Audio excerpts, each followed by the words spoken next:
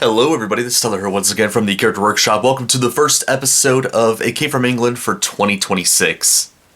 Now, last year wasn't a very active year for this series and literally everything on this channel, so hopefully this year will be different. But anyways, it has been a while, but I'm going to be going back to reviewing classic Doctor Who stories, at least for this episode and the next episode. So, in today's episode, we're going to be looking at the 7th story of Season 3 of Classic Who, which is overall the, let me count, 24th story overall? Yeah, the 24th story overall in Doctor Who. And that being a story that I've been looking forward to watching for quite some time, especially since recently they made an animated version of the story, which, if you couldn't tell from that description, yes, this story does have some missing episodes. I'm talking about the Celestial Toymaker. So this story was broadcasted in 4 parts, and it was broadcasted between April 2nd to April 23rd of 1966. And as I brought up before, this is a story that has missing episodes. And just like with Galaxy 4, 3 out of the 4 episodes are missing. And with Celestial Toymaker, it's episodes 1, 2, and 3, with episode 4 being complete in its entirety. So, after my overview of the storyline for the Celestial Toymaker, I'll be discussing my thoughts on the animated version of the story. But without further ado, let's get into the plot. So going off of what happened last time, an alien intelligence has invaded the TARDIS and made the Doctor invisible, which basically confuses Steven and Dodo into thinking he's completely gone, which he's not. He's still there. You can hear his voice and everything. He can still interact with everybody. We can't see him. They eventually were able to open the TARDIS door, which Steven had to do because the Doctor, while he's also invisible, he can't control the TARDIS for some reason. I don't know. But they stepped outside and they find themselves in a strange realm. And once they get outside, the Doctor was finally able to be shown physically, so you can actually see him again. And it turns out the Doctor, who was very familiar with the area, finds out that they are all in the realm of the Toymaker, who is an eternal being, who has infinite power, who also sets games and traps for anybody who comes into his domain. So the Doctor and the Toymaker basically face against one another in a game to basically get the Doctor and his companions out of the Toymaker's realm. And in doing so, Steven and Dodo have to play separate games just for the two of them. So they gotta play separate games. Not the same ones that the Doctor is playing, but just a whole bunch of other games. And the goal is they have to complete their games before the Doctor finishes his game. So they'll be able to get back to the TARDIS and get out of there. And the Doctor, the game that he's playing is basically called the Tri-Logic game, which is a 10-piece puzzle game, which is very similar to the Tower of Hanoi, I think is how you pronounce it. And the point of the game is you have to, get a tower from one point to another point, and you gotta move the pieces around, and you gotta make sure that the bigger pieces are not on top of the smaller pieces, and you gotta only do it in 1,023 moves. Because if you make one mistake, you're done. So, a lot of high stakes over here for the Doctor. Going back to Steven and Dodo's own game challenges, their first challenge is against 2 clowns who are named Joey and Clara, who basically play a game of blind man's bluff. The point of that game is you had to go through a particular obstacle course while blindfolded, and this obstacle course isn't just playing. You can climb on the wall. I guess it's a rather interesting type of game. This is one of the reasons why I'm very curious as to what this story, at least most of it, looked like in live action, because with the first 3 episodes, I only saw the animated versions, and yeah, very curious how they're able to get characters onto sideways in the live action version, but it's something that we'll probably never find out. After completing 1 round of the game, Steven and Dodo find out that the clowns were actually cheating at that game because one of the clowns who was blindfolded apparently had a blindfold they were able to see out of. So Steven forced the clowns to play the game again, but with an actual blindfold, and it didn't work out very well for them. They didn't complete their game, and with Steven and Dodo, they were able to complete their game and advance forward into the challenge. And then with the second game, it involved a couple chairs, and the challengers that the Dodo and Steven had to go up against were basically humanoid playing cards. One was a king, one was a queen, and then they also had a joker. Like, rather interesting pair of characters, let's just say. You have to find out which chair is not deadly, or which chair is a normal chair, essentially. And the way that Steven and Dodo were able to find out is through these dolls. They would throw the dolls onto the chair to find out which ones were real and which ones were fake. Which, of course, there was only one real chair, and the rest were, deadly. And then after Steven and Dodo finally complete their game of the chairs, they then get into a third game where they meet two other characters, a sergeant and this lady, which in the animated version, it makes the sergeant look like a toy soldier, and then the woman looks like a yarn doll. I'm very curious what they look like in the live action version. I might just have to, after I'm done talking about the storyline, I'll have to find images of what they looked like in the live action version and how they compare to the animated one, because, yeah, significantly different in the animated version. And so the third challenge for Steven and Dodo was to hunt for a thimble, which was basically a key to the exit door of this game. And after some bitterness between the sergeant and the lady, the lady's name was Mrs. Wiggs and the sergeant name was Sergeant Rugg, Dodo was able to find out that the key was inside a pie that they were fighting over, so she and Steven were able to get out. And funny enough, going back to the game with the dolls and the chairs, 3 of the dolls that were not used by Steven and Dodo were basically brought to life, and they became ballerinas in the next game, where essentially you have to follow the movements of the dolls in order to get to the end, to where the TARDIS is.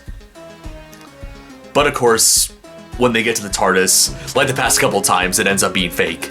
And afterwards, the Toymaker, who realizes that Steven and Dodo were apparently more smarter than he expected, or should I say more smart. Anyways, so in order to hopefully get them to fail the next game, he decides to hire or not really hire, but one of his playthings was essentially a schoolboy character named Cyril, who they basically play a game of hopscotch to get to the TARDIS. And during the course of the game, Cyril mentions the rules as they go along, which of course Steven and Dodo have no clue about. And actually, there's one point in this segment where Cyril puts oil or some sort of slippery substance on one of the triangles to get either Steven or Dodo to slip and fall into the electrocuted floor, which I guess you could kind of say that this hopscotch game towards the TARDIS was one of the earliest versions of the floor is lava. But this time the floor's electrified. Cyril makes a move, and it ends up he has enough moves to make it towards the TARDIS, and just when you think he wins the game and seals the fate of Steven, Dodo, and the Doctor, he trips on his own trap and dies from the electrocuted floor, which they always say karma is quite a bitch. And so because Steven and Dodo were able to complete their challenges before the Doctor was able to finish his game, the 3 of them reunited, and just when you think everything was over, the Toymaker basically forces the Doctor to try and complete the game and promises that they'll be out of there. However, the Doctor sees past the Toymaker's words and realizes that if the Doctor makes his final move in the Trilogic game, not only will the Toymaker's realm be destroyed and the Toymaker himself will be gone, but since the Doctor, Steven, and Dodo and the TARDIS are in there, they will all be gone too. So, pretty much a lose situation for everybody when you really think about it.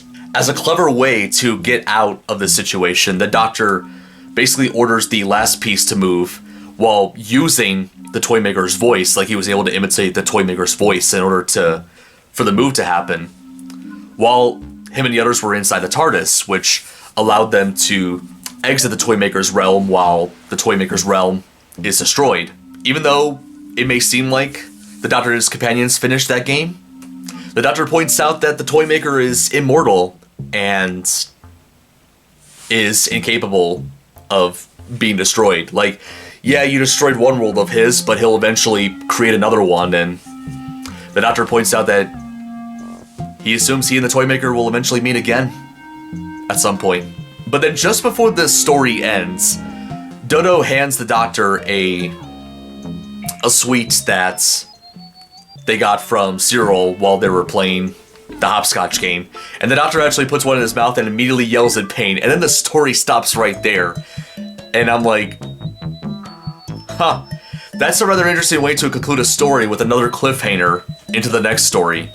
Like, yeah, the Toymaker story itself may be over, but we'll see what happens at the beginning of the next story. But all in all, that was basically about it for the Celestial Toymaker. As I brought up earlier in this video, I was really looking forward to watching this story when I heard about it. Like, I've heard interesting things about it, and yeah, I will say it's definitely one of the better first chapter stories that I've talked about on this series. And I feel like what helps is obviously the animated versions of episodes 1, 2, and 3, which these animations came out around 2024, which was basically 2 years ago at this point. And yeah, so something to talk about with the animation for the Celestial Toymaker. So unlike the previous ones that I talked about, the Ark and the Reign of Terror, which were 2D animated, this one was 3D animated. So the characters were all in CGI, and there was some design creativities. What's the phrase I'm looking for? Creative choices, I guess, is the word I'm looking for. Correct me if I'm wrong. But yeah, the people that worked on the animations definitely designed the characters in a way to make them look like what they're actually supposed to look like the playing card characters in the chair game, and then Sergeant Rugg and Mrs. Miggs from the last two games. Well, the third last and second last games that Steven and Dodo played, which, yeah, you know, and since I brought this up earlier in the episode, I'm curious to see what they look like in the live action versions as opposed to their animated counterparts. So about the ballerina dolls that I brought up earlier in the one dancing game. So in the animation, they look like real dolls, but in the live action version, you can tell that they were clearly human actresses, which I think is pretty funny. Because the hopscotch game with Cyril was in part 4, which is the only existing episode, I was able to get a glimpse of like what Cyril looked like in the animated version as opposed to the live action version, which is a significant difference, I will say. I mean, they do got the roundness feature in the face kind of well, but the animated version is a bit more exaggerated, which I think is interesting. And in terms of the storyline, like, it's funny, they never like mention if like the Toymaker is like the same kind of person as the Doctor. So they never mention like, oh, where he comes from. The only thing that the Doctor gives off is the fact that he's immortal and he's been around for thousands of years. But we never know like what planet he's from or universe, galaxy. Like the Toymaker character is like very, very mysterious, and I really like that about it. And also did I say Micter? The actor that played him was phenomenal. I really liked him a lot. Kind of has a bit of a charm to him, but also a slight menace in a way, if that makes any sense. And in terms of the characters, they were all pretty solid. I know this was primarily like a Steven Dodo adventure, because there wasn't very many moments with like the Doctor in them. Like, they were sprinkled around the story, but there was like a point where like the Toymaker like had the Doctor's voice like removed just so he wouldn't give hints to Steven and Dodo. I'm very curious if like Hartnell must have been like on a holiday or something, or vacation while this was going on, so he wasn't available to do the entire story, which is why Steven and Dodo got the the main focus, but honestly, it kind of helps just to, I guess, sort of further like Steve and Dodo's dynamic, and especially Dodo too, because this is like only her third story on the show, and honestly, yeah, she was all right in this story. I liked her a lot. One thing I also think is really interesting about the Celestial Toymaker and Dodo is how she kind of sympathizes with some of the Toymaker's creations that they were going up against in their games, which shows that she has a bit of compassion, which of course Steven was, trying to convince her, like, oh, they're part of the Toymaker, like, don't buy into them, which it also kind of shows that Steven is a very, like, kind of an authoritative character, I guess, in a way, like, kind of taking charge, very reminiscent of Ian back in the seasons 1 and 2 of Classic Who, which I thought was rather interesting, and honestly further proves that, like, Steven was basically just a replacement for Ian when you really think about it. And something also that, of course, you don't notice it in the animation, but I'm sure it's a lot more noticeable in the live-action version, if we ever get the surviving episodes 1, 2, and 3, which will probably never happen, but apparently this was, like, a small cast in the episode, like, all the Toymakers' playthings were actually played by the same actors. So the guy that plays one of the clowns also plays the King of Hearts and Sergeant Rugg. There's an actress that plays one of the other clowns, the Queen of Hearts, and then Mrs. Wiggs. The guy that plays Cyril also plays the kitchen boy in the Rugg and Wig segment, and then the Knave of Hearts? I don't know what that is. I'm going to put the word down there. How is it pronounced? Let me know. And really the only unique actors in this story were the Joker in the card segment and the dancers in the dancing segment. But other than that, everybody else was basically... Oh, and I also just realized... So, something else I forgot to bring up in this story. So, the Toymaker had the Doctor be invisible during the Trilogic game. And you could only see the Doctor's hand making moves. And apparently the Doctor's hand was played by a different actor. Albert Ward, to be exact, which is kind of further proving my theory as Hartnell taking a vacation during this story. Very, very interesting story. Love everything about it, especially the animation. I feel like the animation kind of helps a lot. It honestly, like, the animated version kind of makes it look like a Tim Burton production, like Frankenweenie or Nightmare Before Christmas. Even though it's like CGI and not stop motion, but still, I really liked it. I didn't talk too much about it, but not really much else to say about it. It's go watch it for yourself. Rather fun stuff. And yeah, really solid first chapter story. And I'm just gonna give the Celestial Toymaker a good rating of 8 out of 10. Not much more, not much less. And that being said, that's about it for this episode of A Came from England. Hope you guys enjoyed it. If you did, feel free to give it a like and subscribe to the channel if you want to see more videos, and turn on the notification bell so you can notify each time I upload a new episode of this series or any other show on this channel. Comment down below, let me know what you think. That is about it. This is Tyler from the Character Workshop signing out. And next time we're going to be reviewing another Classic Who story. And unlike this one, which I was really looking forward to watching, this one I'm not looking forward to rewatching. But hey, maybe my opinion on it will change, but probably not.